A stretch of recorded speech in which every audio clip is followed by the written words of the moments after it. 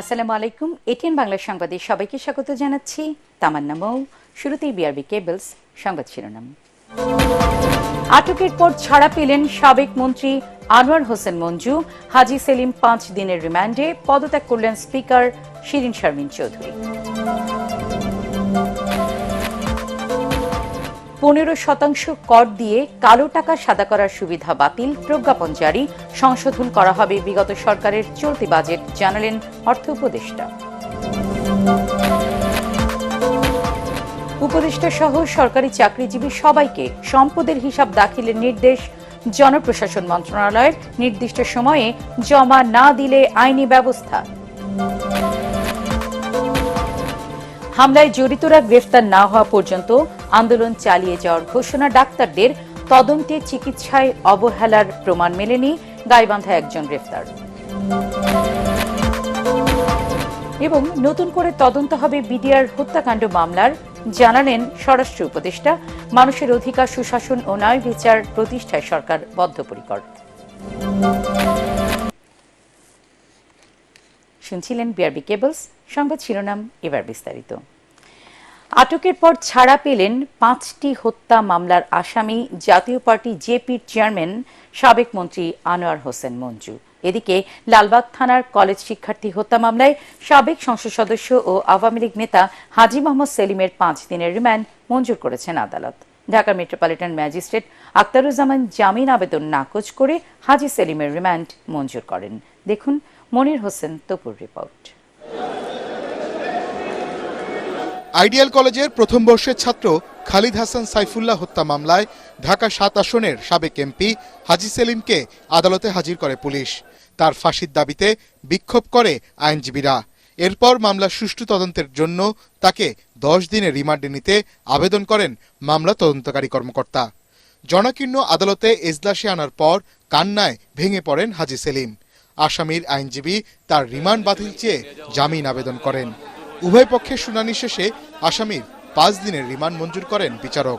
কিভাবে এই সাইফুল্লাহ হত্যা হলো এবং এই পিছনে পরিকল্পনা, সহায়তা এবং ষড়যন্ত্রে কারা জড়িত, এই বিষয়গুলি উদ্ঘাটন করার জন্য তাকে আরও জিজ্ঞাসাবাদ করা প্রয়োজন। যে ঘটনা ঘটায় তার যে অপরাধ, যে শাস্তি, ওই ষড়যন্ত্রকারী, মদতদাতা এবং সহায়তাকারীর একই অপরাধে সে অপরাধী। সেই হিসাবে এই হাজী সেলিম এই হত্যার সঙ্গে আরো অন্য নেজারনামী যারা তার হত্যার সঙ্গে, ষড়যন্ত্রের সঙ্গে তারা জড়িত। উনি তো বাক প্রতিবন্ধী, উনি কথা বলতে পারছেন না। যেহেতু কথা বলতে পারছেন না, উনাকে যদি রিমান্ডে না হয় আপনারা কি জিজ্ঞাসাবাদ করবেন?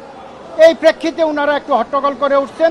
যারা আছে ডিসির নেতৃত্বে হত্যাকাণ্ডে জড়িত, সেখানে আমার কথা তো ওখানে বলা নাই, সুতরাং সুনির্দিষ্ট কোনো অভিযোগ নাই। সুতরাং আমার এই আসামির বিরুদ্ধে এই রিমান্ডের কোনো যৌক্তিক কোনো কারণ নাই। রাজধানীর বংশাল এলাকা থেকে রোববার রাতে হাজী সেলিমকে গ্রেফতার করা হয়। এদিকে জাতীয় পার্টি জেপির চেয়ারম্যান ও সাবেক মন্ত্রী আনোয়ার হোসেন মঞ্জুকে ধানমন্ডি থেকে আটক করে ডিবি কার্যালয়ে নেওয়া হয়। সোমবার রাত 8টার দিকে শারীরিক অসুস্থতা সহ সার্বিক দিক বিবেচনা করে মুচলেকায় ছাড়া পান তিনি। Monir Hossain Tapu, ATN Bangla, Dhaka. Speaker doctor Shirin Sharmin চৌধুরীর পদত্যাগপত্র গ্রহণ করেছেন রাষ্ট্রপতি মোহাম্মদ শাহাবুদ্দিন। সন্ধ্যায় রাষ্ট্রপতির সই করা প্রজ্ঞাপন জারি করা হয়। এর আগে দুপুরে জাতীয় সংসদ ভেঙে দেওয়ার 24 দিন পর পদত্যাগ করেন স্পিকার। ছাত্র জনতার গণ অভ্যুত্থানের মুখে গত 5 অগস্ট শেখ হাসিনা প্রধানমন্ত্রীর পদ থেকে পদত্যাগ করে দেশ ছাড়েন। এরপর রাষ্ট্রপতি সংসদ ভেঙে দেন। গত 8 অগস্ট অন্তর্বর্তী সরকার শপথ নেয়। 2008 সালের নির্বাচনে আওয়ামী লীগ ক্ষমতায় আসার পর স্পিকার নির্বাচিত হন আব্দুল হামিদ। তাকে রাষ্ট্রপতি নির্বাচিত করা হলে 2013 সালের 30 এপ্রিল স্পিকার নির্বাচিত হন শিরিন শারমিন। এরপর থেকে টানা তিনি এই দায়িত্ব পালন করে আসছিলেন। 15% কর দিয়ে কালো টাকা সাদা করার সুবিধা বাতিল করা হয়েছে। সন্ধ্যায় রাজস্ব বোর্ড এ বিধান বাতিল করে প্রজ্ঞাপন জারি করে। এদিকে ক্ষমতাচ্যুত প্রধানমন্ত্রী শেখ হাসিনা ও তার পরিবার সদস্যদের বিরুদ্ধে লুটপাটের সাথে জড়িত থাকার অভিযোগ খতিয়ে দেখা হবে বলে জানিয়েছেন অর্থ উপদেষ্টা ডক্টর সালেউদ্দিন আহমেদ। তিনি জানান, বাজেটে উন্নয়ন খাতের বড় প্রকল্পগুলোর বিষয়ে সরকারের উচ্চ পর্যায়ে সিদ্ধান্ত হবে। রিপোর্ট করছেন আদ্দিন সজীব। 2023-24 অর্থ বছরের আওয়ামী লীগ সরকারের সময়ে একের পর এক মহাপ্রকল্পে ঘুষ দুর্নীতির নানা তথ্য উঠে এসেছে। সম্প্রতি লুটপাটের সাথে জড়িত থাকার অভিযোগ এসেছে ক্ষমতাচ্যুত প্রধানমন্ত্রী শেখ হাসিনা ও তার পরিবারের সদস্যদের বিরুদ্ধেও। সেসব অন্তর্বর্তীকালীন সরকার খতিয়ে দেখবে বলে জানান অর্থ উপদেষ্টা। পাশ হওয়া বাজেট রিভিউ করার কথাও জানান তিনি। অপচয় বা অহেতুক যে সেগুলো আছে সেগুলো আমরা ডেফিনেটলি যুক্তিসঙ্গত করব। আর প্রজেক্টে ডক্টর ওয়াহিদুল মাহমুদ দেখবে যে যেগুলো অলমোস্ট কমপ্লিট সেগুলোতে ইস্যু করবে, আর কতগুলো আছে পাইপলাইনে, কারণ ওটার সাথে আবার ইআরডির আমার সম্পর্ক আছে, টাকা পয়সা আনা। তারা যদি বলে আমরা কন্টিনিউ করবো না, ডোনারদের বলবো না করবো না, তো বাজেট আমরা রিভিউ করবো। আচ্ছা আচ্ছা, সেটা কি স্যার আপনি ফান্ড মিটিং এর আগেই তো করবেন? অক্টোবর তো ফান্ড মিটিং, এটা কি বাজারে 5, 10 ও 20 টাকার কাগজে নোটের অবস্থা খুব নাজুক। এসবের বদলে নতুন নোট শিগগিরই ছাপার কথাও জানান সালেউদ্দিন। আমরা টাকাটাই এমন মিসহ্যান্ডেল করি, এর মধ্যে লুঙ্গির মধ্যে গুঁজে দিই। পৃথিবীর আপনি দেখেন ডলার দেখেন এত সার্কুলেশন হয়, এমনি ওদের ক্যাশ কম সার্কুলেশন, কিন্তু ওটা কোনো মিউটিলিটি হয় না। আমাদের এখানে রাখবেন, ওখানে রাখবেন, এই মানি ব্যাগ রাখবেন, ভাঁজ হয়ে যাবে এগুলো। সেটা অনেক আগে আমি চিন্তা করেছিলাম ধাতব মুদ্রা ব্যবহার করি 5, 10, 20, কিন্তু সেটা আবার খুব পপুলার না, কেউ নিতেই চায় না পকেটে, তাই না? অতএব এটা যত তাদের রিপ্লেস করে, কিন্তু এখানে আবার ইসে আছে যে যতদিনের রিপ্লেস না হয় পুরোনো টাকাগুলো তো বাজার থেকে আপনি আউট করতে পারবেন না। রপ্তানি ব্যুরোর সাথে এ বৈঠকে বিগত সরকারের আমলে দেশের রপ্তানির তথ্যেও গরমিলের কথা জানান কর্মকর্তারা। আদ্দিন সচিব, এটিএন বাংলা, ঢাকা।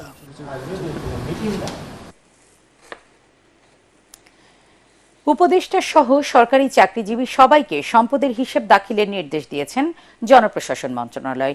2 সপ্তাহ পর এই প্রক্রিয়া শুরু হবে বলে জানালেন জনপ্রশাসন মন্ত্রণালয়ের সিনিয়র সচিব ডক্টর মোখলেসুর রহমান। তিনি বলেন, এটি নিশ্চিত করা গেলে দুর্নীতি কমবে। কেউ হিসেব না দিলে বিধি মোতাবেক ব্যবস্থা নেওয়া হবে এবং কঠোর ব্যবস্থা নেওয়া হবে। সচিবালয়ে এসব কথা বলেন তিনি। রিপোর্টে জানাচ্ছেন মাহবুব কবির চপল।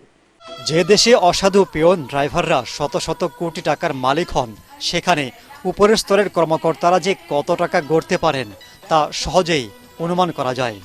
সরকারি চাকরিতে লিমিটেড বেতনে আনলিমিটেড সম্পদের মালিক হবার ঘটনা যেন আলাদিনের চেরাগ পাওয়াকেও হার মানিয়েছে। 1979 সালের সরকারি কর্মচারী আইনে সম্পদের হিসাব জমা দেবার বিধান থাকলেও তা বেশিরভাগই মানছেন না। জনপ্রশাসন সচিব বলছেন, সব স্তরে মিলেমিশে দুর্নীতি করতে আইনটি শুধু কিতাবেই রাখা হয়েছে। সরকার তো বহুবার চেঞ্জ হয়েছে, এইভাবে কেউ পালায়? বাইতুল মোকাররমের খতিব কেন পালাবে? উনিও তো পালাইছে। আমার ব্যাচমেটরা যারা মাননীয় সংসদ সদস্য হয়েছেন রিটায়ার করার পর, তারাও পালাইছে। নতুন সিদ্ধান্ত অনুযায়ী সরকারের বিভিন্ন সেক্টরে কাজ করা 15 লাখ চাকরিজীবীকে সম্পদের হিসাব জমা দিতে হবে। এই প্রক্রিয়া ঠিক করতে 5 সদস্যের কমিটি গঠন করা হয়েছে। 15 দিন পর শুরু হবে নেবার প্রক্রিয়া। হিসাব দিতে হবে উপদেষ্টাদেরও। 15 লাখ হলো কর্মচারী বলতে একদম যদি সিনিয়র সচিব ঢোকেন অথবা ক্যাবিনেট সেক্রেটারি মনে করেন, মুখ্য সচিব থেকে একটা পিয়ন, চৌকিদার, ড্রাইভার, যখনই আপনার সম্পদ বিবরণী ফর্ম দিবেন, এর বাইরে কি কি থাকলো পরে দেওয়ার সময় তো আপনি একটু সচেতন হবেন। দুর্নীতি প্রতিরোধে এটা প্রথম কাজ হবে কিনা বলেন। আমাকে দিয়ে শুরু হবে, কিন্তু আমার যে সম্পদ, আমার লোনের একটা গাড়ি ছাড়া আর কিছু নাই। যারাই পাবলিক অফিস হোল্ড করে, মানে বেতন খায়, তারা এটার মধ্যে সবাই। এবং সরকারের এজেন্টরা তো এটা পিসমিল ভাবে, আমাদের অনেক অ্যাডভাইজার, রেসপেক্টেড অ্যাডভাইজার, অনেকে এটা নিয়ে কথা বলছেনও। প্রতি বছর দিতে হবে সম্পদের হিসাব। নির্ধারিত সময়ে কেউ না দিলে কঠোর ব্যবস্থা নেবার হুঁশিয়ারি দেন জনপ্রশাসন সচিব। জমা না দিলে খবর আছে, সোজা কথা, আইনানুগ খবর। খবরটা আমরা ওই চিঠি যখন দেবো তখন দিয়ে দেবো। দেওয়ার পরে দুদক যেহেতু এটা অফিসিয়ালি হ্যান্ডেল করে, তারা এটা বিবেচনা করবে কার সম্পদ বিবরণীর জন্য কাকে তলব করা হবে। তলব করলে আপনার যখন টেলপে নাম দেখেন, এটা খবর হয়ে যায় না? যা করার, যেখানে যেটা করার, আমরা পড়তে পিছপা হব না। আমাদের কোনো ওই পাওয়ার রিসার্চ করতে হবে না। উইল সেলফ গাইডেড, বিধি মোতাবেক কাজ করব, সাহসের সাথে কাজ করব। যদি 2-4 এরকম পাওয়া যায় বড় করাপ্টেড, দেয় নাই, তাকে ফোকাস করে নিউজ করেন। আমাদের একটা জিনিস বলতে হবে সামাজিকভাবে, চোরকে চোর বলতে হবে, সে যত বড় যেই হোক। 1 সপ্তাহের মধ্যে 25 জেলায় ডিসি নিয়োগ দেওয়া হবে বলেও জানান তিনি। মাহবুব কবির চপল, এটিএন বাংলা, ঢাকা। ঢাকা মেডিকেলে হামলার সাথে জড়িত সব আসামি গ্রেফতার না হওয়া পর্যন্ত আন্দোলন চালিয়ে যাওয়ার ঘোষণা দিয়েছেন চিকিৎসকরা। সেই সাথে স্বাস্থ্য সুরক্ষা ও স্বাস্থ্য পুলিশ আইনের খসড়া প্রণয়ন না হলে ভর্তি হওয়া জটিল রোগী ছাড়া অন্যদের চিকিৎসাও সীমিত করার কথা জানান তারা। এদিকে স্বাস্থ্য মন্ত্রণালয়ের তদন্ত প্রতিবেদনে চিকিৎসায় অবহেলার অভিযোগের প্রমাণ মেলেনি। অপরদিকে চিকিৎসকদের উপরে হামলাকারী সঞ্জয় পাল জয়কে গাইবান্ধা থেকে গ্রেফতার করেছে আইন শৃঙ্খলা রক্ষাকারী বাহিনী। আরও জানাচ্ছেন মিজান সাজান। সোমবার ঢাকা মেডিকেল কলেজ হাসপাতালের জরুরি বিভাগে সেবা চালু থাকলেও বন্ধ ছিল আউটডোর সেবা। ফলে চিকিৎসা নিতে এসে ফিরে গেছেন অনেক রোগী। ডাক্তাররা হচ্ছেন আমাদের চিকিৎসা ব্যবস্থার একটা গুরুত্বপূর্ণ অংশ। তো ডাক্তাররা যদি তাদের নিরাপত্তা ঠিকভাবে না পান তাহলে আমাদের চিকিৎসা ব্যবস্থা বাধাগ্রস্ত হবে। গতকালকে একটা ঝামেলা হয়েছে, ঝামেলার কারণে আউটডোর বন্ধ। মোটামুটি আমরা যতটুকু জানি যে ঢাকা মেডিকেলে আউটডোরে ভালো চিকিৎসা হয়, এই জন্য আমরা আসছি, কিন্তু আসলে বন্ধ। আমরা চাই দ্রুত এটা সমাধান হয়ে যায়। আন্দোলনকারী ডাক্তাররা বলেন, মঙ্গলবার সকাল 10টা থেকে দুপুর 1টা পর্যন্ত চালু থাকবে বহির্বিভাগের চিকিৎসা সেবা। দাবি পুরোপুরি বাস্তবায়ন না হওয়া পর্যন্ত সকাল 8টা থেকে 10টা পর্যন্ত অবস্থান কর্মসূচি পালন করবেন তারা। এখানে যে সন্ত্রাসীরা গ্রেপ্তার হয়নি তাদের অতি দ্রুত গ্রেপ্তার করে আইনের আওতায় আনতে হবে এবং তাদের দৃষ্টান্তমূলক শাস্তির ব্যবস্থা করতে হবে, যেন এই ধরনের অপরাধ আর কোথাও না হয়। অতি দ্রুত চিকিৎসক এবং রোগীদের কল্যাণ নিশ্চিতকরণে স্বাস্থ্য সুরক্ষা আইন এবং হাসপাতালে চিকিৎসক, স্বাস্থ্যকর্মী এবং রোগীর নিরাপত্তা নিশ্চিতকরণে স্বাস্থ্য পুলিশ নিয়োগের খসড়া প্রণয়ন করতে হবে। এর আগে সোমবার চিকিৎসায় অবহেলা ও হামলার বিষয়ে 2টি তদন্ত কমিটি গঠন করা হয়। এর মধ্যে স্বাস্থ্য মন্ত্রণালয়ের কমিটি রিপোর্ট জমা দিয়েছে। এতে হামলার সাথে জড়িতদের বিরুদ্ধে আইনগত ব্যবস্থা নেওয়ার সুপারিশ করা হয়েছে। প্রাথমিক তদন্তে আমাদের ডাক্তারদের কোনো ধরনের অবহেলা আমাদের কাছে পরিলক্ষিত হয় নাই। অভিযুক্ত আমরা এখনো করিনি।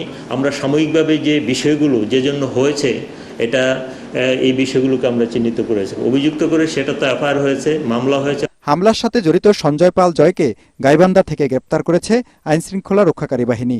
অন্য আসামিদেরও গ্রেপ্তারে অভিযান অব্যাহত রয়েছে। মিজান শাহজাহান, এটিএন বাংলা, ঢাকা। বৈষম্য বিরোধী ছাত্র আন্দোলনে গণহত্যার নির্দেশদাতা ও পরিচালনাকারীদের আন্তর্জাতিকভাবে গ্রহণযোগ্য বিচার নিশ্চিত করতে অন্তর্বর্তী সরকার প্রতিশ্রুতিবদ্ধ বলে জানিয়েছেন প্রধান উপদেষ্টা ডক্টর মোহাম্মদ ইউনূস।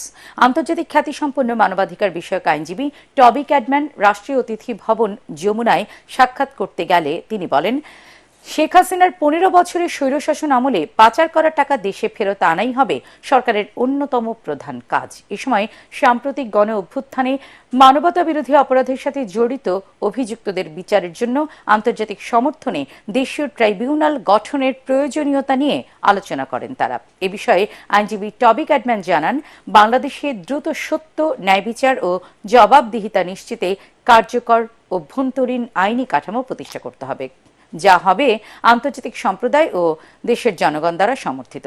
সাক্ষাৎকালে পালিয়ে যাওয়া মানবতা বিরোধী ও অর্থনৈতিক অপরাধ এবং রাজনৈতিক দুর্নীতির সাথে জড়িতদের দেশে ফিরিয়ে আনার ক্ষেত্রে বাংলাদেশকে সমর্থন করতে প্রস্তুত বলেও জানান আন্তর্জাতিক মানবাধিকার বিষয়ক এই আইনজীবী। এর আগে বাংলাদেশে আশ্রয় নেওয়া রোহিঙ্গা শরণার্থীদের নিজ দেশে ফেরত পাঠাতে জাতিসংঘের সহায়তা চেয়েছেন প্রধান উপদেষ্টা ডক্টর মোহাম্মদ ইউনূস। অন্তর্বর্তী সরকারের প্রধান উপদেষ্টার দায়িত্ব নেয় সংস্থাটির শরণার্থী বিষয়ক হাই কমিশনার ফিলিপ্পো গ্রান্ডি টেলিফোনে প্রফেসর ইউনূসকে অভিনন্দন জানালে বাংলাদেশে বেড়ে ওঠা রোহিঙ্গা শিশুদের উন্নত ভবিষ্যৎ গড়তেও সহযোগিতার কথা বলেন তিনি। এ সময় বাংলাদেশ পুনর্গঠনে ডক্টর ইউনূসের জোরালো ভূমিকার প্রশংসা করেন হাই কমিশনার ফিলিপ্পো গ্রান্ডি। আসন্ন জাতিসংঘ সাধারণ পরিষদের অধিবেশনের সাইডলাইনে রোহিঙ্গা সংকট নিয়ে বৈঠক করার কথাও বলেন তিনি। ফোন আলাপে আগামী অক্টোবরে বাংলাদেশ সফরের আগ্রহ প্রকাশ করেন জাতিসংঘের শরণার্থী বিষয়ক হাই কমিশনার। বিডিআর বিদ্রোহে হত্যাকাণ্ডের নতুন করে তদন্ত করা হবে বলে জানিয়েছেন স্বরাষ্ট্র উপদেষ্টা অবসরপ্রাপ্ত লেফটেন্যান্ট জেনারেল জাহাঙ্গীর আলম চৌধুরী। সচিবালয়ে সাংবাদিকদের সঙ্গে আলাপকালে তিনি বলেন, বিডিআর হত্যাকাণ্ডে পূর্ণ তদন্ত ও ন্যায় বিচার প্রক্রিয়া শিগগিরই শুরু হবে। উপদেষ্টা বলেন, বর্তমান সরকার জনগণের অধিকার, সুশাসন ও ন্যায় বিচার প্রতিষ্ঠায় বদ্ধপরিকর। শুধু স্বরাষ্ট্র উপদেষ্টা হিসেবে নয়, একজন সাধারণ নাগরিক ও সেনাবাহিনীর প্রাক্তন সদস্য হিসেবেও বিডিআর বিদ্রোহে সংঘটিত হত্যাকাণ্ডের ন্যায় বিচার চান তিনি। বর্তমান সরকার জনগণের অধিকার, সুশাসন ও ন্যায় বিচার প্রতিষ্ঠায় বদ্ধপরিকর। শুধু স্বরাষ্ট্র উপদেষ্টা হিসাবে নয়, একজন সাধারণ নাগরিক ও সেনাবাহিনীর প্রাক্তন সদস্য হিসেবে আমি বিডিআর হত্যাকাণ্ডের ন্যায় বিচার চাই। সঠিকভাবে এই হত্যাকাণ্ডের পূর্ণ তদন্ত ও ন্যায় বিচার প্রক্রিয়া শীঘ্রই শুরু করা হবে। জনগণের ভোটাধিকার পুনঃপ্রতিষ্ঠা করতে বিএনপি তত্ত্বাবধায়ক সরকার ব্যবস্থা সংবিধানে আবারও সংযুক্ত করতে চায় বলে জানিয়েছেন দলের ভারপ্রাপ্ত চেয়ারম্যান তারেক রহমান। তৃণমূল নেতাকর্মীদের সাথে ধারাবাহিক মতবিনিময়ের অংশ হিসেবে খুলনা বিভাগের সভায় তিনি এই অঙ্গীকার ব্যক্ত করেন।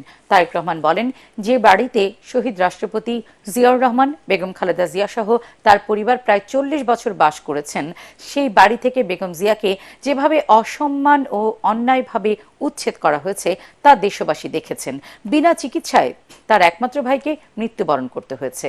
একই সাথে তৃণমূলের কয়েক লাখ নেতাকর্মীকে মামলা হামলায় জর্জরিত হয়ে মানবেতর জীবনযাপন করতে হয়েছে। এ সময় কারো হঠকারিতায় দলের ভাবমূর্তি ক্ষুণ্ণ হলে তাদের বিরুদ্ধে দলীয় ও আইনি ব্যবস্থা নেওয়ারও হুঁশিয়ারি দেন ভারপ্রাপ্ত চেয়ারম্যান। চট্টগ্রামে নেতাকর্মীদের সংবর্ধনার সময় অসাবধানতাবশত এস আলম গ্রুপের গাড়ি ব্যবহারের ঘটনায় দুঃখ প্রকাশ করেছেন বিএনপির স্থায়ী কমিটির সদস্য সালাউদ্দিন আহমেদ। তবে মানুষের মনোযোগ ভিন্ন দিকে না নিয়ে রাষ্ট্রের সংস্কার ও ফ্যাসিবাদের মুখোশ উন্মোচনে গুরুত্ব দিতে সাংবাদিকদের প্রতি আহ্বান জানান তিনি। অন্যদিকে দলের আরেক নেতা রুহুল কবির রিজভী বলেছেন, অপপ্রচার করে বিএনপির ভাবমূর্তি নষ্টের চেষ্টা চলছে। কামরুজ্জামান রাজীবের রিপোর্ট।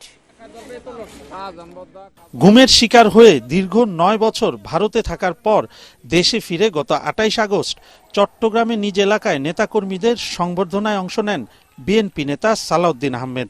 এ সময় এস আলম গ্রুপের একটি গাড়িতে চড়ে কক্সবাজার এয়ারপোর্ট থেকে পেকুয়ায় যান তিনি। গণমাধ্যমে সংবাদটি প্রচারের পর সমালোচনার ঝড় ওঠে। গুলশানের নিজ বাসভবনে সংবাদ সম্মেলনে এ ঘটনায় নিজের অবস্থান পরিষ্কার করে অনিচ্ছাকৃত ভুলের জন্য দুঃখ প্রকাশ করেন সালাউদ্দিন আহমেদ। বিমানবন্দরে নামার পরে কিছু গাড়ি দেখেছি ভিতরে, তা আমাদের নেতাকর্মীরা বলেছেন যে এইটাতে ওঠেন, এই গাড়িতে আমি উঠেছি। তা এখন সেই গাড়িটি কার, সেই মুহূর্তে আমি তো ওই চিন্তা ভাবনার মধ্যে ছিলাম না, আমি তখন অনেকটা আবেগাপ্লুত ছিলাম। আমার এই অসাবধানতা এবং অনিচ্ছাকৃত ভুলের জন্য যদি আমি দেশবাসীর মনে কষ্ট দিয়ে থাকি এবং অনুভূতিতে আঘাত দিয়ে থাকি, সেই জন্য আমি দুঃখ প্রকাশ করছি। এ সময় জনমনে বিভ্রান্তি সৃষ্টি হয় এমন সংবাদের চেয়ে পতিত স্বৈরাচারের অন্যায় অপরাধের তথ্য সম্বলিত সংবাদ পরিবেশনে বেশি গুরুত্ব দিতে গণমাধ্যমের প্রতি আহ্বান জানান তিনি। কেন এগুলোকে প্রায়োরিটি দিয়ে মনোযোগটা অন্যদিকে নেওয়া হচ্ছে? আমাদের প্রায়োরিটি হচ্ছে প্রয়োজনীয় রাষ্ট্রীয় কাঠামোর গণতান্ত্রিক সংস্কার এবং একটি সুন্দর সুষ্ঠু নির্বাচনের উদ্দেশ্যে এই জাতিকে, প্রতিষ্ঠানগুলোকে তৈরি করা, এটাই আমাদের প্রায়োরিটি। এবং ফ্যাসিবাদের দোসর যারা ছিল, যারা ফ্যাসিবাদকে টিকিয়ে রেখেছে দীর্ঘদিন, তাদের মুখোশ উন্মোচন করা। আমি তো 10 বছর ফ্যাসিবাদের রোশানালে পড়ে নির্বাসিত ছিলাম, আয়নাগরে ছিলাম, মৃত্যুর মুখোমুখি ছিলাম। আমাদের তো আর কোনো পরীক্ষা দেওয়ার প্রয়োজন আছে বলে মনে করি না। এদিকে নয়াপল্টন কেন্দ্রীয় কার্যালয়ের সামনে ত্রাণ বিতরণ কর্মসূচিতে অংশ নিয়ে দলের সিনিয়র যুগ্ম মহাসচিব রুহুল কবির রিজভী অভিযোগ করেন, অপপ্রচারের মাধ্যমে আবারও কর্তৃত্ব তৈরি করতে চায় স্বৈরাচারের দোসররা। সোমবার দলের ত্রাণ সংগ্রহ কেন্দ্রে দলীয় ও ব্যক্তিগত সংগঠনের পক্ষ থেকে প্রায় 60 লাখ টাকা অনুদান সংগ্রহীত হয়। কামরুজ্জামান রাজীব, এটিএন বাংলা, ঢাকা। জামাতে ইসলামীর সাথে চীন ও কমিউনিস্ট পার্টির সম্পর্ক আরও উন্নত ও গভীর হবে বলে জানিয়েছেন দেশটির রাষ্ট্রদূত ইয়াও ওয়েন। দলটির আমির ডাক্তার শফিকুর রহমানের সাথে বৈঠক শেষে সংবাদ সম্মেলনে তিনি কথা বলেন। এদিকে জামাতের আমির বলেন, চীনের সাথে সম্পর্ক উন্নয়নে পারস্পরিক আলোচনা চলমান থাকবে। আরও জানাচ্ছেন ইয়াসিন রানা। মগবাজারে জামাতে ইসলামীর কেন্দ্রীয় কার্যালয়ে চীনের রাষ্ট্রদূতের সঙ্গে বৈঠক করেন দলটির আমির ডাক্তার শফিকুর রহমান। প্রায় 1 ঘন্টার বৈঠকে বাংলাদেশের রাজনৈতিক পট পরিবর্তন, চীনের বিনিয়োগ, রোহিঙ্গা প্রত্যাবাসন, জামাতের সঙ্গে চীন ও কমিউনিস্ট পার্টির সম্পর্ক উন্নয়ন সহ নানা বিষয়ে আলোচনায় উঠে আসে। বৈঠক শেষে যৌথ সংবাদ সম্মেলন করেন জামাতের আমির ও চীনের রাষ্ট্রদূত। এ সময় চীনের রাষ্ট্রদূত ইয়াও ওয়েন বলেন, জামাতের সাথে চীনের সম্পর্ক দীর্ঘদিনের, তবে গত 13 বছর সম্পর্কের কিছুটা ঘাটতি হয়েছে। জামায়াতের আমির ডাক্তার শফিকুর রহমানের সাথে খুবই গুরুত্বপূর্ণ আলোচনা হয়েছে। তাদের সাথে চীন ও কমিউনিস্ট পার্টির সম্পর্ক আরো উন্নত ও গভীর হবে। এছাড়া অন্তর্বর্তীকালীন সরকারের পাশে থাকবে চীন। তবে এই সরকারের সময়সীমা কতদিন হবে তা বাংলাদেশের অভ্যন্তরীণ বিষয়। জামাতের আমির শফিকুর রহমান বলেন, চীনের সাথে দেশের রাজনৈতিক পট পরিবর্তন, বিনিয়োগ বাড়ানো এবং রোহিঙ্গা প্রত্যাবাসন নিয়ে ফলপ্রসূ আলোচনা হয়েছে। বাংলাদেশে রিসেন্ট যে পরিবর্তন হয়েছে সেই বিষয়গুলো আমাদের আলোচনায় স্থান পেয়েছে। আমরা আশা করছি আগামীর দিনগুলোতে দুই দেশের জনগণ, দুই দেশের সরকার, পার্টি টু পার্টি আমরা আরো ক্লোজলি কাজ করার সুযোগ পাব। অনুরোধ করেছি ওনাদেরকে আমাদের দেশের ডেভেলপমেন্ট পার্টনার হিসেবে গুরুত্বপূর্ণ পার্টনার হচ্ছে পিপলস রিপাবলিক অফ চায়না, যেন বাংলাদেশে তাদের ইনভেস্টমেন্টকে আরো বেশি ইনক্রিজ করেন। বাংলাদেশের উন্নয়নের বড় অংশীদার চীনের সাথে জামাতের এই বৈঠক দেশের রাজনীতিতে তাৎপর্যপূর্ণ ভূমিকা রাখবে বলে মনে করছেন দলটির নেতাকর্মীরা। আসার জন্য অভিনন্দন জানাচ্ছি। ইয়াসিন রানা, এটিএন বাংলা, ঢাকা। আপনাদের সবাইকে ধন্যবাদ। পাকিস্তানের সাথে শত্রুতা করে কোনো ফায়দা নেই বলে মন্তব্য করেছেন পররাষ্ট্র উপদেষ্টা তৌহিদ হোসেন। পররাষ্ট্র মন্ত্রণালয়ে ইসলামাবাদ ও দিল্লির সাথে ঢাকার সম্পর্ক কেমন হবে এমন প্রশ্নের জবাবে তিনি বলেন, বাংলাদেশ সবার বন্ধু। তিনি আরও বলেন, ভারত পাকিস্তান দ্বন্দ্বে নিষ্ক্রিয় হয়ে পড়েছে দক্ষিণ এশীয় আঞ্চলিক সহযোগিতা সংস্থা সার্ক। এটি কার্যকর হোক, বাংলাদেশ তা চায় বলেও জানান পররাষ্ট্র উপদেষ্টা। ছোট একটি প্রতিনিধি দল নিয়ে এক সপ্তাহের জন্য জাতিসংঘের সাধারণ অধিবেশনে যোগ দিতে প্রধান উপদেষ্টা যুক্তরাষ্ট্রে যাবেন বলেও জানান তিনি। আমাদের সবার সাথেই বন্ধুত্ব চাই। পাকিস্তানের সাথে তো এখন আমরা শত্রুতা করে আমাদের কোনো ফায়দা নেই। আর ভারতের সাথে আমাদের সম্পর্কে যদি আপনারা মনে করেন যে আসলে একটু টানাপোড়েন চলছে, সেটা দ্বিপাক্ষিকভাবে আমাদের চেষ্টা করতে হবে সেটাকে ইভেন কিলে নিয়ে আসা। তবে একটা কথা আমরা সবসময় যেটা করে আসছি সেটা হলো যে মানে আমরা এখন অন্তত যেটা মনে করি সেটা হলো যে পিপল সেন্ট্রিক হতে হবে এবং আসলেই এমন হতে হবে যাতে করে মানুষও মনে করে যে সম্পর্কটা ভালো। কুইক রেন্টাল প্রকল্পে ক্রয় সংক্রান্ত মন্ত্রীর একক ক্ষমতা এবং এ বিষয়ে আদালতে প্রশ্ন তোলা যাবে না, বিদ্যুৎ আইনের এই দুটি ধারা কেন অবৈধ নয় তা জানতে চেয়ে রুল জারি করেছে হাইকোর্ট। এক রিট আবেদনের প্রাথমিক শুনানি শেষে বিচারপতি ফাররা মাহবুব ও বিচারপতি AK-M রবিউল হাসানের দ্বৈত বেঞ্চ এ আদেশ দেন। আইন সচিব, অর্থ সচিব, বিদ্যুৎ, জ্বালানি ও খনিজ সম্পদ সচিব, পেট্রোমাগলেন্স চেয়ারম্যান ও বিদ্যুৎ উন্নয়ন বোর্ডের চেয়ারম্যানকে 4 সপ্তাহের মধ্যে রুলের জবাব দিতে বলা হয়েছে। সকালে সুপ্রিম কোর্টের 2 আইনজীবী হাইকোর্টের সংশ্লিষ্ট শাখায় এই রিট আবেদন করেন।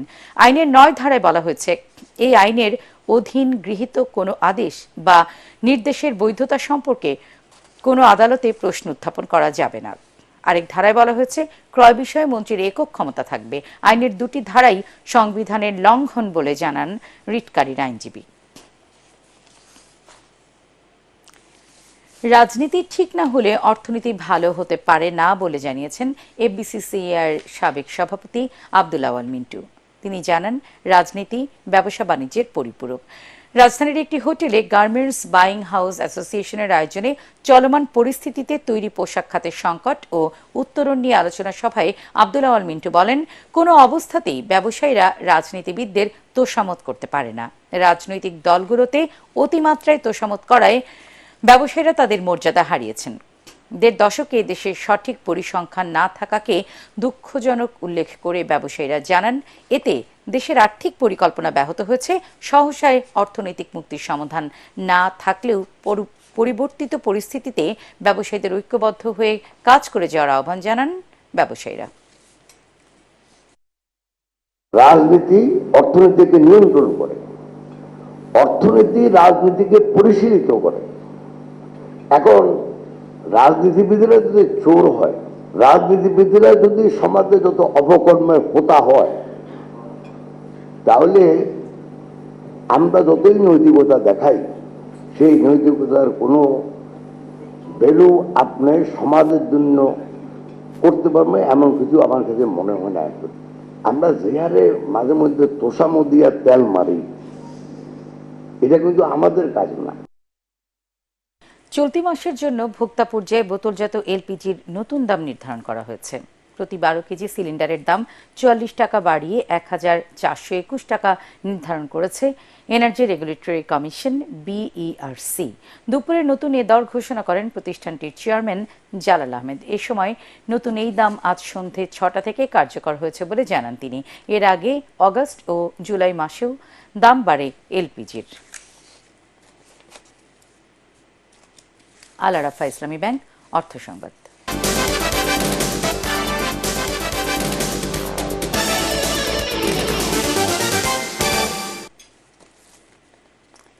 নতুন সময়ের নয়া প্রযুক্তি, নবপ্রজন্মের সবুজ পৃথিবী, এই স্লোগানে শুরু হলো ওয়ালটনের কম্পিউটার এক্সচেঞ্জ অফার সিজন 4।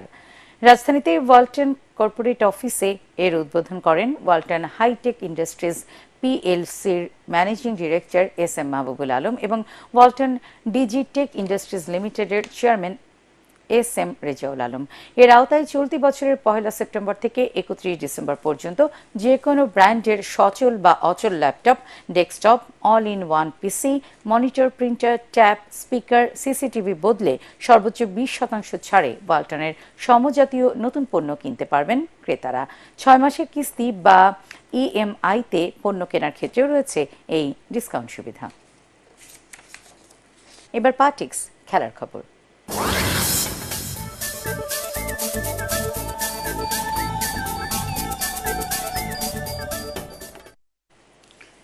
রাওয়ালপিন্ডিতে দ্বিতীয় ও শেষ টেস্ট জয়ে শেষ দিনে বাংলাদেশের প্রয়োজন আরও 143 রান, হাতে আছে 10 উইকেট। 185 রানের টার্গেটে নেমে উড়ন্ত সূচনা করেন বাংলাদেশের দুই ওপেনার জাকির হাসান ও সাদমান ইসলাম। 7 ওভারে দলের স্কোরে যোগ করেন 42 রান। এরপর বৃষ্টিতে আর খেলা হতে পারেনি। জাকির 31 ও সাদমান 9 রানে অপরাজিত আছেন। এর আগে গতকালের 2 উইকেটে 9 রান নিয়ে চতুর্থ দিনের খেলা শুরু করে পাকিস্তান। দলের 47 রানে সাইম আইয়ুবের উইকেট হারায় তারা। এরপর বাংলাদেশের পেস আক্রমণে খেই হারায় স্বাগতিকরা। 172 রানে গুটিয়ে যায় তারা। হাসান মাহমুদ 5টি, নাহিদ রানা 4টি ও তাসকিন আহমেদ তুলে নেন 1 উইকেট। প্রথম ইনিংসে পাকিস্তানের 274 রানের জবাবে 262 রানে অল আউট হয়েছিল বাংলাদেশ। 2 ম্যাচের সিরিজে 1-0 এগিয়ে আছে নাজমুল হোসেন শান্তর দল। ক্রীড়াঙ্গনে অনিয়ম আর দুর্নীতি তুলে ধরতে অনুসন্ধানী সাংবাদিকতার উপর জোর দিতে বললেন ক্রীড়া উপদেষ্টা আসিফ মাহমুদ সজীব ভুঁইয়া। দুপুরে জাতীয় ক্রীড়া কমপ্লেক্সে ক্রীড়াঙ্গনের সার্বিক উন্নয়নে ক্রীড়া সাংবাদিকদের সাথে মত বিনিময় সভায় তিনি জানান, অন্তর্বর্তী সরকার একেবারে তৃণমূল থেকে কাজ করতে চায়। ক্রীড়া সংস্থা, বিভাগীয় ক্রীড়া সংস্থা এবং উপজেলা ক্রীড়া সংস্থার ব্যাপারে আমরা নির্দেশনা দিয়েছি। সেগুলোকে বিরাজনীতিকরণ করার জন্য এবং যারা ক্রীড়ানুরাগী এবং ক্রীড়া সংশ্লিষ্ট তাদেরকে দিয়ে পুনর্গঠন করার জন্য নির্দেশনা দিয়েছে এবং ফেডারেশনগুলোকেও যাতে সেভাবে পুনর্গঠন করা যায় সেই জন্য একটা সার্চ কমিটি আমরা গঠন করেছি। শেষ করার আগে বিআরবি কেবল সংবাদ শিরোনাম জানিয়ে দিচ্ছি আরও একবার। আটকের পর ছাড়া পেলেন সাবেক মন্ত্রী আনোয়ার হোসেন মঞ্জু। হাজী সেলিম 5 দিনের রিমান্ডে, পদত্যাগ করলেন স্পিকার শিরিন শারমিন চৌধুরী।